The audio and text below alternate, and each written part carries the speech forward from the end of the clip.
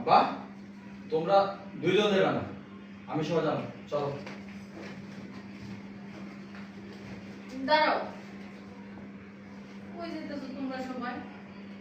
এই বাড়িতে আমি এখন কি করবো? মন তো হইয়া মরে যেতে হইব।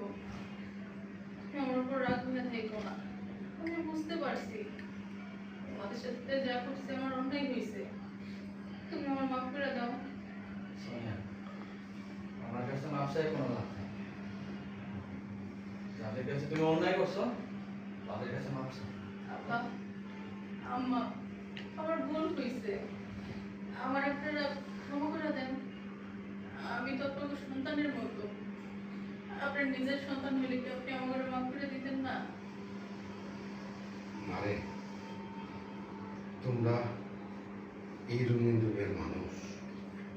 তুমি কি জানো তোমাদের মতন একটা সন্তানের বাবা মা করে কষ্ট করে লালন পালন করে বড় করে,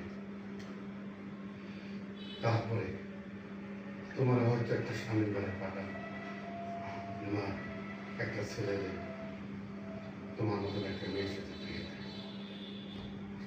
তোমার মতন একটা মেয়ে যে যদি ওই সংসারটারে ভেঙে তছনছ করে ফেলে, তাহলে একটা বাচ্চা